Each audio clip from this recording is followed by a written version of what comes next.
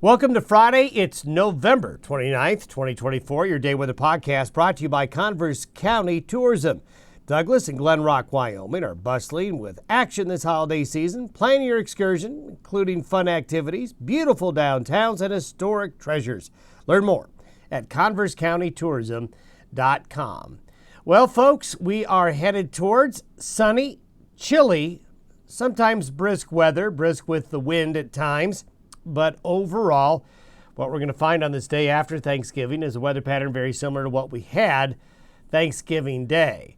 But temperatures are slowly going to be moderating as the jet stream winds aloft will be pushing a little more to the east, and that's where the real winter weather will go, to our east. But we still have, for the Dakotas, for Montana, maybe far northern Wyoming and near the mountain areas, the opportunity over the next 24 hours for a few flurries. But really, that's it. It'll be dry elsewhere, sunny to partly sunny elsewhere as the big cold stays east of the Rockies next week and into the upper plains, the upper Midwest, the Great Lakes, and the Northeast. That usually means when that part of the country is cold, the western United States is under high pressure and improving conditions. And that's exactly what's going to happen. So really, from today through probably Thursday and next week, we really don't see anything. We really don't see anything bigger till maybe the latter portions of next weekend. But maybe late next week, we might have a front coming in. But for the most part, we're going to hit an extended stretch here in the Rockies to the West Coast, to the Pacific Northwest, to the Great Basin states and the desert Southwest, where there just really won't be too much going on. So you're going to have views like this: snow-capped peaks, blue sky, and just beautiful weather conditions.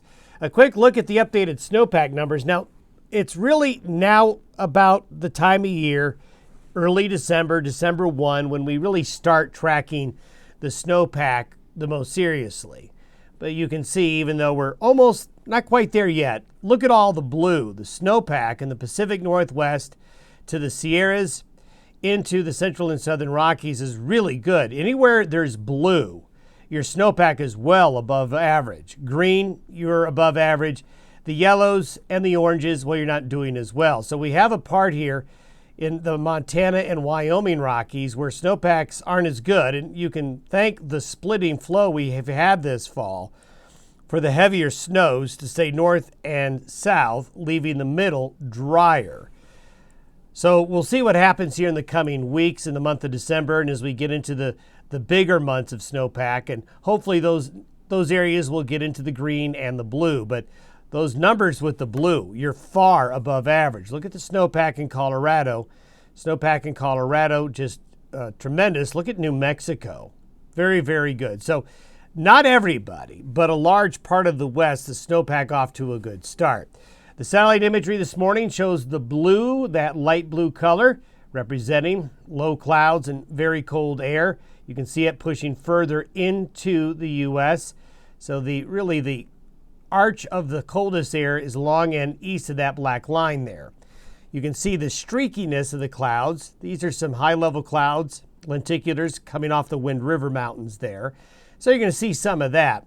Winds aloft are pretty stout, so that will translate to some gusty winds in some areas across the low elevations today, putting a little chill in the air. And that northwest flow is going to produce a little bit of weather, as we'll show you here in a minute. So this looks a lot like the map from yesterday. It's because it's essentially the same as yesterday in terms of the configuration of everything.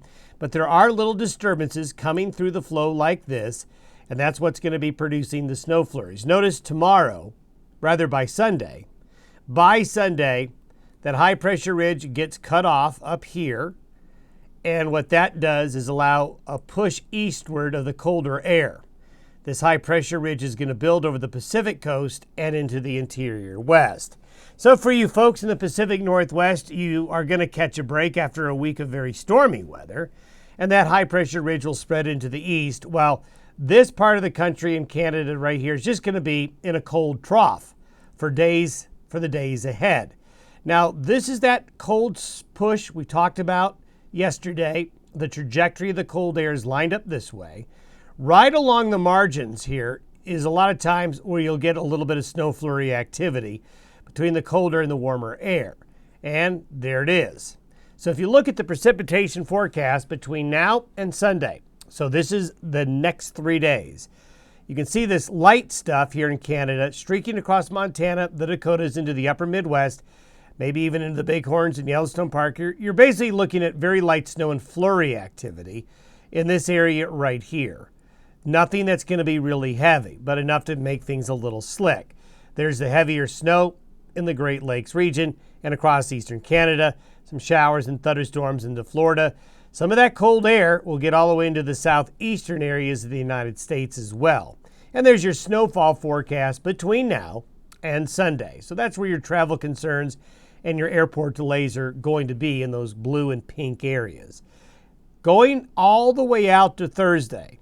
So you can see that from the last map I showed you to Thursday of next week, it's basically the same.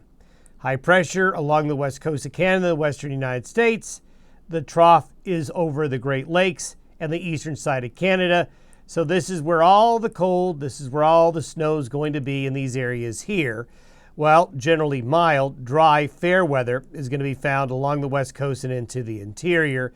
This system isn't going to do much. This will stay up into British Columbia, but this little wave right here is likely to go up, down, and around the high, and might push some of the cold air by late next week back further west into the eastern side of the east slopes of the Rockies. Something we'll keep an eye on. Otherwise, for the next 6 days, this is the configuration of the pattern. Now, by the following Monday, what we are starting to see is that this big area of cold and low pressure in eastern Canada, the eastern U.S., begins to rotate back westward. And this is usually the case. Usually it's about a week to 10 days for this configuration to work itself through and for sort of a readjustment, and a readjustment back to the western United States to get into active weather again. So by late next weekend into the following week, we're going to see colder air having further access further west. This high pressure ridge, along with this low pressure system, retrogrades westward. And that likely will result in a configuration somewhat like this around the 13th of December. So once we get back to the middle of the month, the high pressure ridge is further west and the doors open to colder air. And notice this we call this the Hudson Bay low that will form in the winter season is, well, over Hudson Bay. It's further west. Instead of being over here or down here, it's up here. So what happens is access to the cold again comes back into the western U.S. So we've got a while to wait before things get really wintry again, at least on a consistent basis.